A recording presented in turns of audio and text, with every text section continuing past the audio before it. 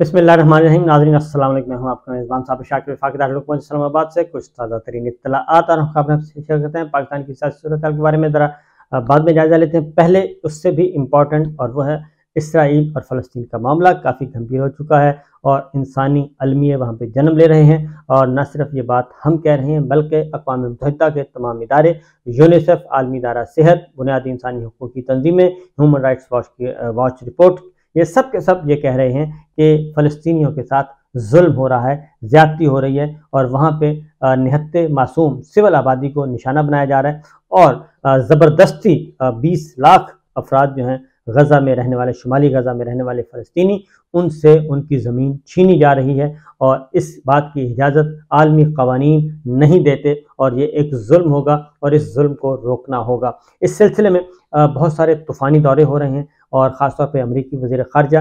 वो तकरीबन कोई 10 मुल्कों का विज़िट कर चुके हैं और सऊदी अरब का उन्होंने 2 विज़िट किए 24 घंटे के अंदर और वहाँ पे उनको वो ओपनली खुलेआम ऐसी कोई सपोर्ट उनको दस्तयाब नहीं हुई जिसकी वो तवक्को कर रहे थे। कुछ चीज़ें आपके सामने रखता हूँ, कुछ खबरें, और उसके बाद फिर हम जायज़ा लेते हैं क्योंकि काफ़ी नुकसान बहुत हो रहा है और बच्चे शहीद हो रहे हैं, ख़वातीन शहीद हो रही हैं, बेघर हो रहे हैं लोग और शुमाली गज़ा का मुहासरा अभी तक जारी है और वहाँ पे एक बड़ी जंग छेड़ने का ख़तरा मौजूद है। लेकिन दूसरी जानिब जो है हमास है, हिज़्बुल्लाह है और उनके लाइक माइंडेड, उनके इत्तेहादी हैं, वो बिल्कुल किसी किस्म का भी बातचीत करने के लिए तैयार नहीं है और वो कोई पेशगी शराइत के बगैर जंग बंदी के लिए भी तैयार नहीं है। उनकी कड़ी शराइत हैं और वो पेशकदमी भी कर रहे हैं और वो हमले भी कर रहे हैं और वो इसराइल के अंदर हमले कर रहे हैं, फ़ौजी तनसीबात पे हमले कर रहे हैं और उनको फ़ौजी तौर पे फ़ौजी नुकसान पहुंचा रहे हैं। एक ख़बर स्टार्ट लेते हैं। ईरानी वज़ीर ख़ारजा ने ये एक ख़बरदार किया इसराइल को कि उन्होंने कहा कि अगर हिज़्बुल्लाह ने इस जंग को ज्वाइन कर लिया तो फिर ये जंग पूरे मशरक़ वुस्ता में फैल जाएगी जिससे मशरक़ वुस्ता में बहुत बड़ा ज़लज़ला आएगा। अब ये ईरानी वज़ीर ख़ारजा ने ये बात क्यों इसराइल को क्यों ये कही है?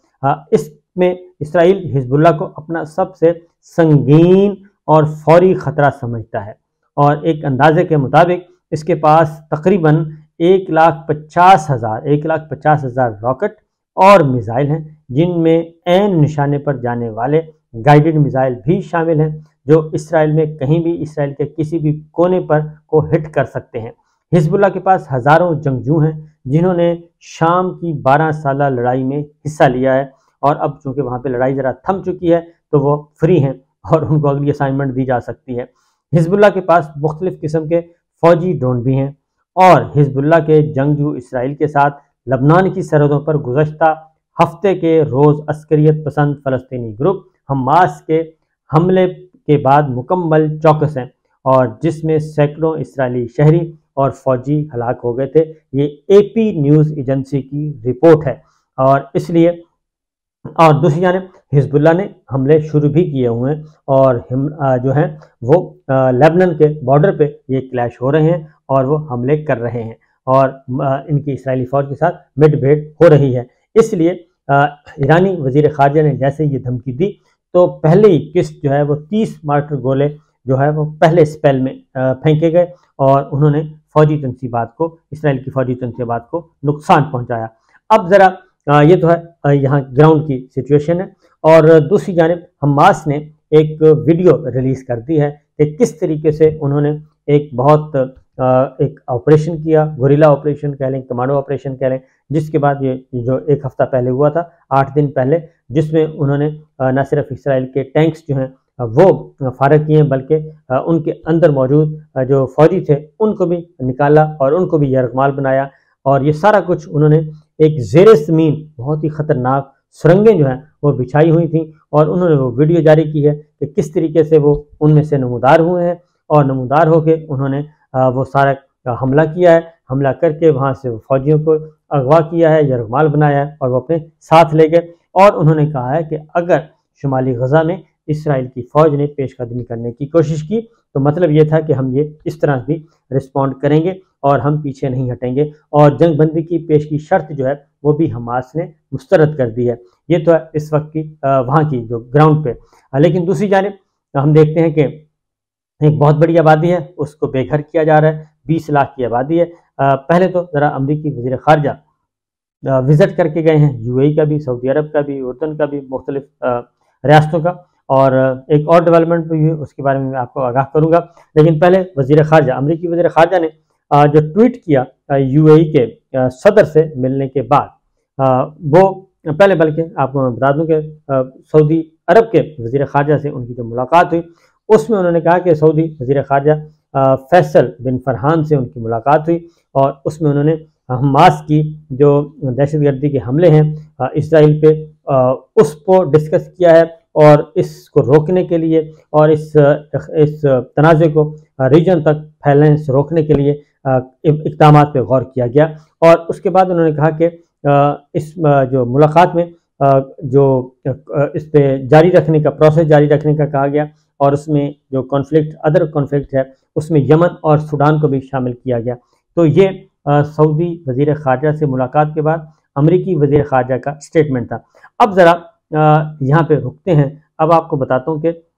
یہاں پہ امریکی وزیر خارجہ سے ملاقات پہ جو سعودی عرب کا جو فارن آفس ہے وہ کیا کہہ رہا ہے، وہ بالکل مختلف چیز کہہ رہا ہے۔ امریکی وزیر خارجہ کی اس بات کی وہ نفی کر رہا ہے اور اس کو وہ سپورٹ نہیں کر رہا۔ جو سعودی وزیر خارجہ کی وزارت خارجہ کی ہے، انہوں نے کہا جی کہ جو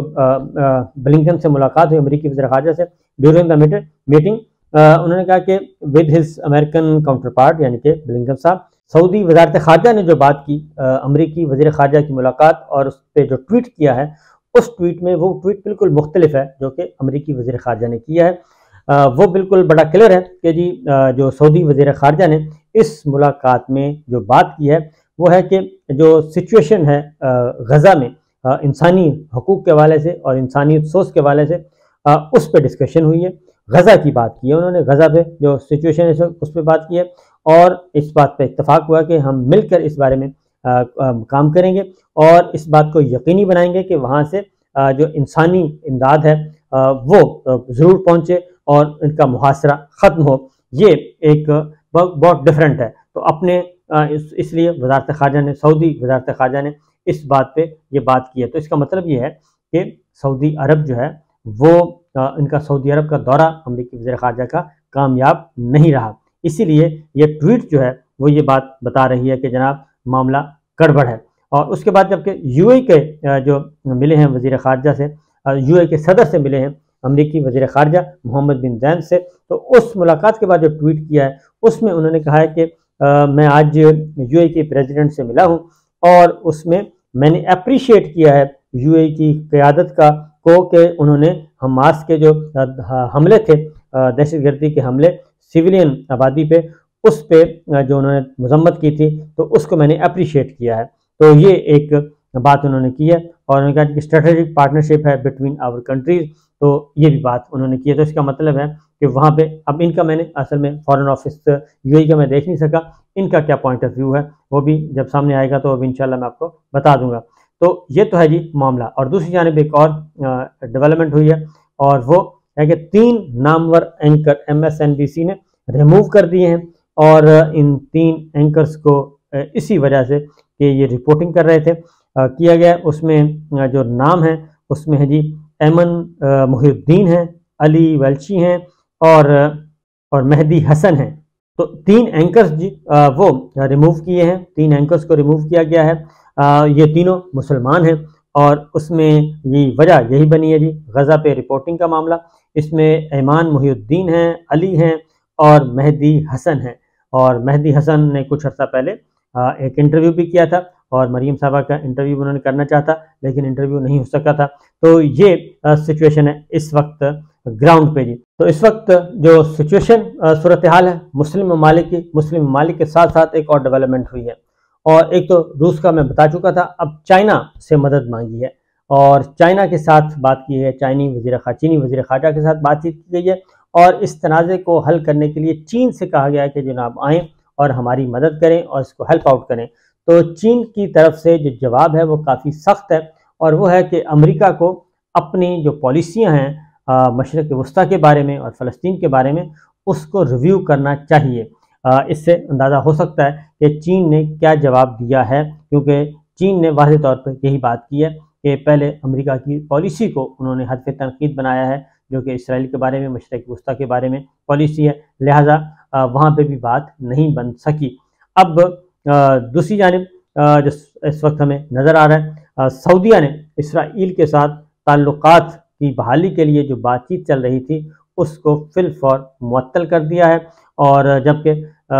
سعودی عرب نے غزہ سے فلسطینیوں کے جبری انخلاء کو بھی مسترد کر دیا ہے۔ اس ملاقات کے بعد یہ پھر ایک اور سٹیٹمنٹ جاری کی گئی کہ جو امریکہ چاہتا ہے کہ اسرائیل کا جو اسرائیل چاہ رہا ہے وہی امریکہ چاہ رہا ہے کہ جناب شمالی غزہ جو ہے وہ خالی کر دیں، تو سعودی عرب نے اس کو مسترد کر دیا۔ سعودی عرب نے کہا کہ جی غزہ سے فلسطینیوں کے جبری انخلاء کو مسترد کرتے ہیں۔ اقوام متحدہ بھی مسترد کر چکا ہے، یونیسیف بھی کہہ چکا ہے، عالمی ادارہ صحت بھی کہہ چکا ہے، تمام کے تمام ادارے کہہ چکے ہیں کہ یہ بہت خطرناک ہوگا کہ ایسا نہ کیا جائے، اور اگر یہ کیا گیا تو اس سے مزید معاملات جو ہیں وہ خراب ہو جائیں گے۔ اتنی بڑی آبادی کو